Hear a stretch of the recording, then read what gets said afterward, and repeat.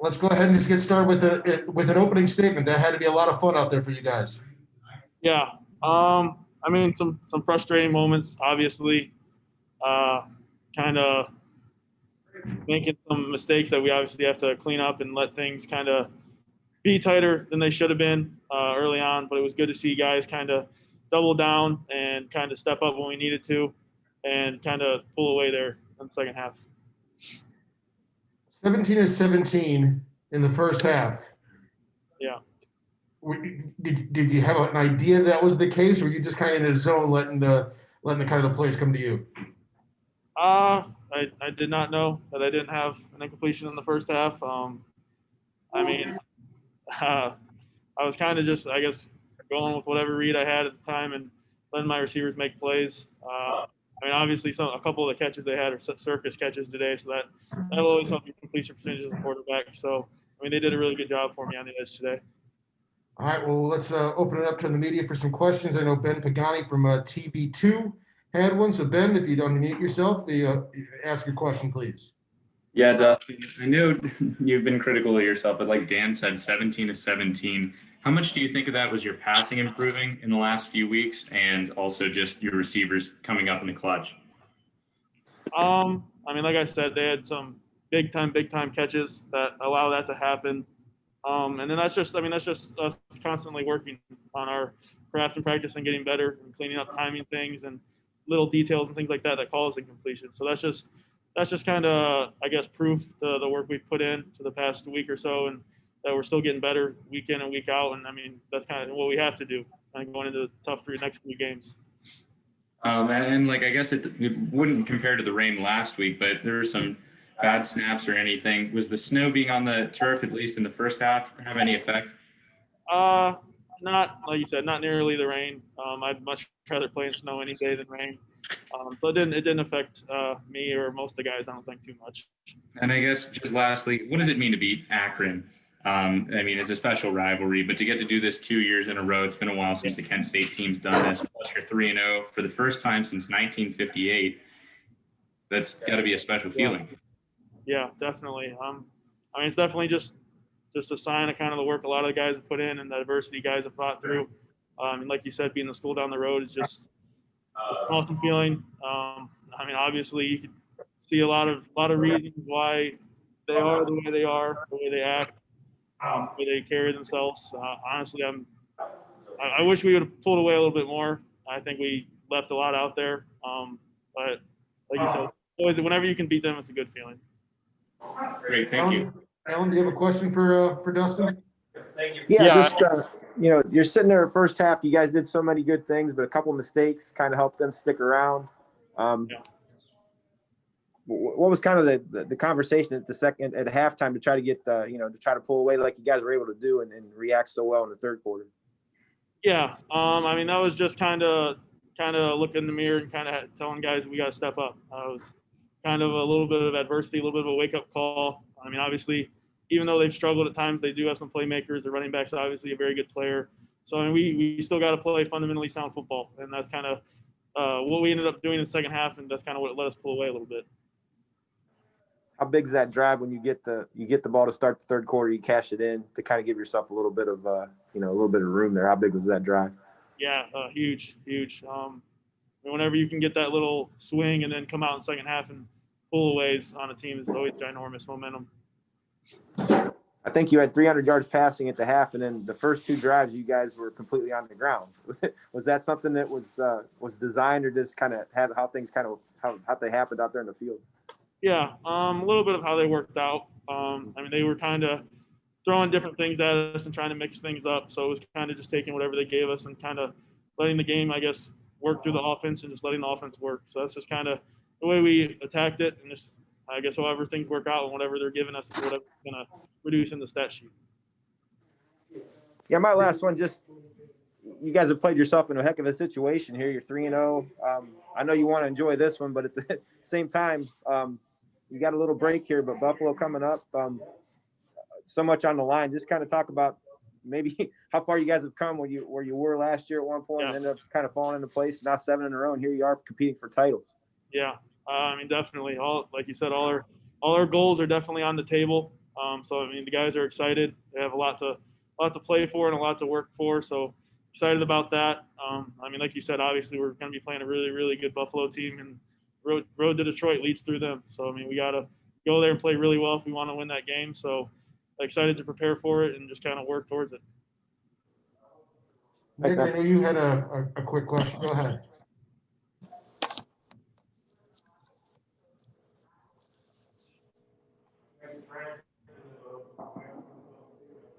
Nick, if you'll unmute and ask your question, please. Yeah. Hey, Dustin. So as great as you were today, I wanted to know about your thoughts of the help that you guys kind of got in the running game. Almost 2 rushers over 100 yards. When you have that kind of success on the ground, especially when you're running so well on the ground as well, what does that do for the offense as a whole? I mean, that's just kind of what allows us to fire on all cylinders. If teams are going to sit back in coverage, hang safeties over top of Zay and do other things and try to take away our numbers to the field, then we have to work the box. And that's just kind of what it comes down to. I mean, obviously, football just is a simple game. Really, if you break it down, it's just numbers and leverage everywhere across the field and matchups. So, I mean, you just try to take advantage of where you feel like you have the strength and where you're better than them at and just attack them there. One last call for questions for Dustin. All right, Dustin, we'll let you go enjoy it with your teammates and let you get ready for Thanksgiving and then the Buffalo Bulls. Congratulations again on the win. Thank you. I appreciate it. All right, guys, we'll have Coach Lewis here in just a few moments, so hang tight.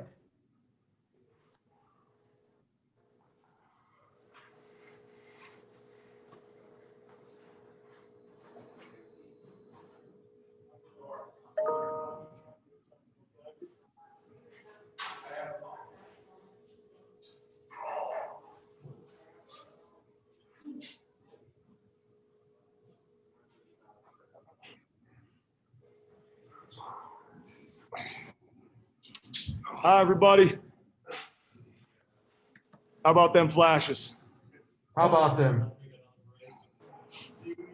He's back. He's here. All right, Coach, let's start things off with a pretty simple question. 3-0 on the wheel, your thoughts? It's a good spot to be. Really, really proud of the kids. Most importantly, really proud of the staff. I got to give a special shout out to David Rush and Jimmy with our facilities crew. They are top notch, worked all day to clear the field so that we could play flash fast and our kids could have a fast track to fly around on. And anytime you get a chance to win a rivalry game, obviously in that fashion, to let everyone know there's one team that runs Northeast Ohio. It's Kent State Golden Flashes. Really, really proud of our effort tonight. We'll open it up to the crowd for questions. Alan, you want to get us started? Sure, Coach. I mean, they tried to run with you, which is, you wouldn't really think they would be able to do based on numbers coming in, but there you are sitting 35-28 at the half in one of those crazy rivalry games. Maybe just talk about that first half kind of in general and then what you guys were thinking at halftime. Yeah, I mean, obviously, where we gave them some life, and anytime you give a team life, especially in a rivalry game, things get a little bit interesting, So, but there was some bright spots there in the first half. Obviously, the turnover to start the game was huge. The way the offense responded to that turnover to go get points, big deal. But obviously, we can't have the mistake of after we get a stop, giving the ball right back on a short field and spotting them 7. And then obviously things turn into a one-possession match there. But really, really proud of the way the offense got the ball back with 58 seconds and the timeouts to go down, execute, get 7 points, and then obviously come back out in the second half and go down the field and get another touchdown. We talk a lot about the middle 8, which is basically the 4 minutes to end the first half and the 4 minutes to start the second half, and how we handle that. In the past couple of weeks, I didn't think we handled that to our standard. This past week, I was obviously tonight, very pleased with the way that we handled that to open it up, to start the second half, to make it a 2-possession game, and then be able to pull away. So many numbers to talk about here, man. I mean, start with Crum, 17 to 17, 300 yards in the first half. I don't know what more you can say about him, but talk about that performance.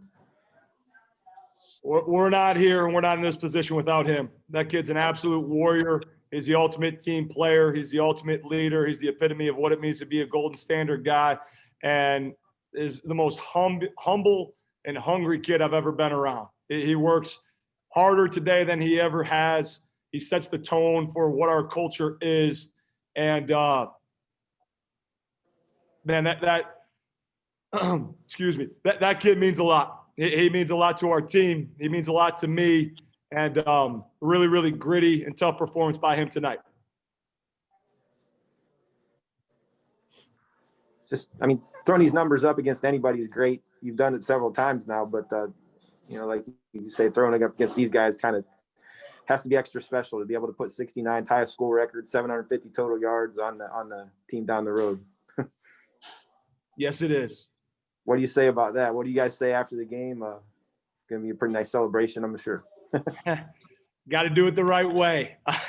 We got a lot of idle time now. I should say, I told the guys that obviously we put a lot into this game, like we talked about all week. This is not your regular game. This is not a regular week. This is a number one football goal that we have, to keep that wheel painted the proper blue and gold, to have it hang year round in our locker room. The guys know what it means. They invested the right way. They have the whole year for this moment. They created an outstanding stage, an opportunity to showcase themselves, our university, the beauty that is Northeast Ohio in November on ESPN. And I told them before the game that they created this stage. They needed to take confidence in their preparation and the process that got to this moment, and then to go out and execute and show the world who they are. I believe that they did that tonight, and the fact that we did that in a rivalry football game against a school down the road is just that much sweeter.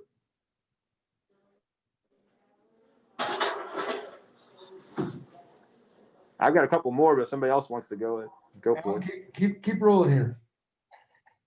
Okay, I wanted to ask you about somebody I'm not too familiar with before tonight, but the linebacker that you put in there. I know Lawrence Burke wasn't able to play. Caleb Johns, and he had 9 tackles in the first half, 3 tackles for loss. I believe that's some huge plays. Let's talk about him a little bit. Yeah, I mean, kid that we signed, wanted to get him here on campus, obviously as soon as possible, given the circumstances of the year that his arrival to campus got delayed. But he was a guy that, again, the staff did a great job identifying, has done a tremendous job developing since he's been here. And we believe he's got a bright future. And obviously when an opportunity presented itself tonight, he stepped up, made some plays. There's some things that he needs to clean up where he wasn't proper on all his fits. But again, we can clean that thing up and we'll be all right. But developing depth across the board, as we go is very, very important.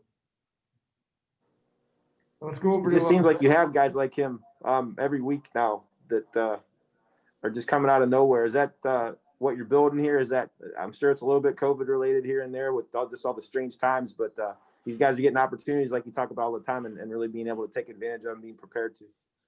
Yeah, I think it's a testament to our staff. When we sat down at the start of this year, we knew it was going to be unique challenges, and really, kind of laid out and challenged them to where, we needed to develop and we needed to build our depth in every single position, because you didn't know when someone was going to need to step up and who was going to be called upon in a big time moment. And the staff responded in a big time way. Got to give a huge shout out to the strength staff as well, working hand in hand with them, Coach Sobel and his crew. They do an outstanding job making sure that each kid is getting exactly what they need so they can be prepared for game day year round. And they've done a fabulous job, given the circumstances, the inconsistency of training and not knowing we're playing, we're not playing. How are we, we're putting together a training plan because we're playing spring football. Then we got to shift that training plan because now we're playing fall football, and just making sure that everyone's ready, game ready, and able to go. It's really quite impressive by the staff, what they've done. And then more importantly, by the kids and the way that they've responded. I mean, I can't say enough about our guys in our locker room. They're a tremendous group of young men, and very humbled and proud to be their head coach. Did you know you were tied? Oh, I'm sorry. Somebody else want to go? Go ahead. I'm sorry. I stepped on you. Go ahead there. Did you know you were the school record? You had tied the school record there at the end of the game. And was there any thoughts of doing anything with that extra point or toward the end of the game to break that? No, I didn't know actually until I got the stat sheet here rolling in. That's someone told me we had tied the record. I think Coach Farrell mentioned to me that at one point in time when he was a player They scored 69. That was the first time I found out. Okay. And again, just talking about what you set up here. I mean, you're 3-0, all these records, they're just going, yeah, we can't even keep track of them all. But now the most important thing, I guess, after you enjoy this one is you set yourself up for a huge one coming up here. Yeah, it was going to be a big one with Buffalo, regardless of what the records were and what the circumstances were because of, how that played out a year ago. Obviously now, if I'm not mistaken, they handled their business tonight. So obviously we're both undefeated. We both got a little extra time. And that's going to be a big game, which is, again, really, really cool. Kids are handling their business the right way.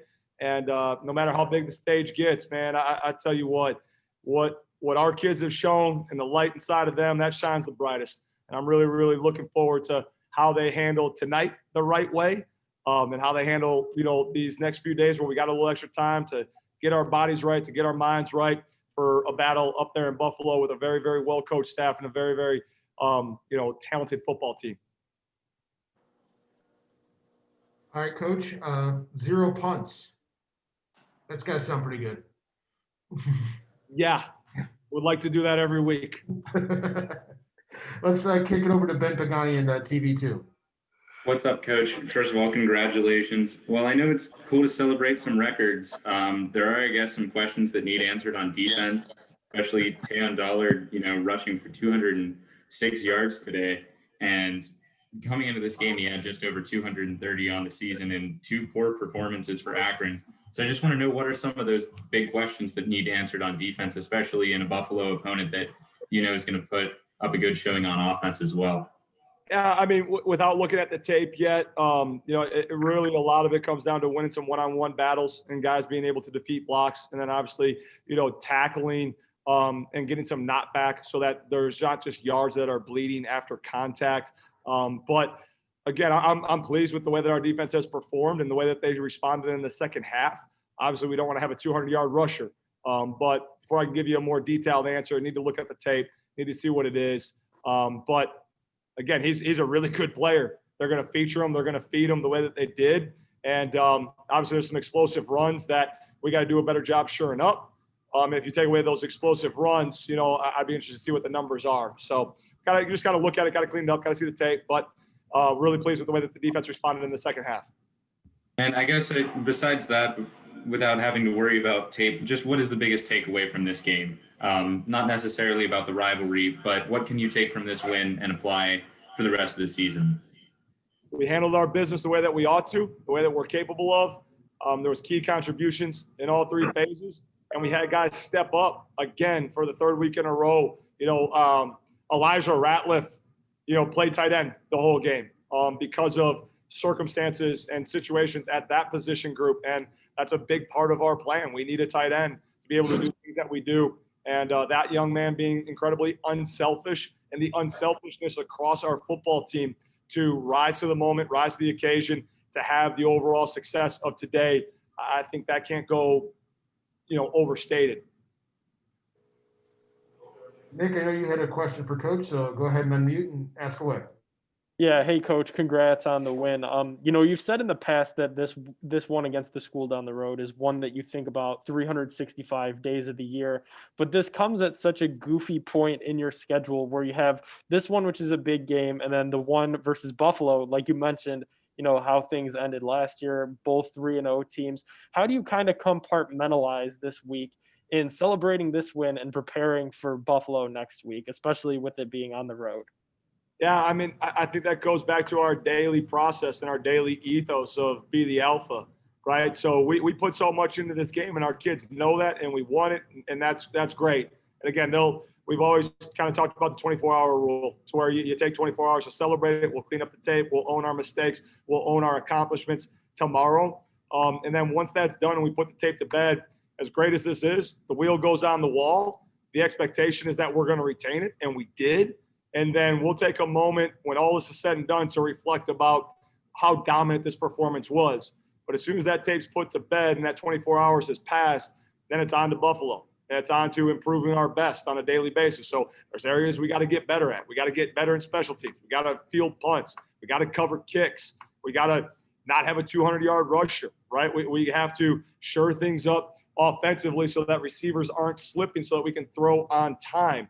You know, we can't get cross-faced on gapping plays by the play side defensive end and the ball bounces to an unblocked player. There's still plenty to clean up. And the kids know that our standard of expectation and the expectation that they've set, the bar is very, very high. So I don't think we'll have a problem, you know, in terms of correcting this tape, moving forward, and building confidence from the positive things that we did, and then refocusing to the task at hand to improve and prepare for a very, very good Buffalo team. Thank you, Coach.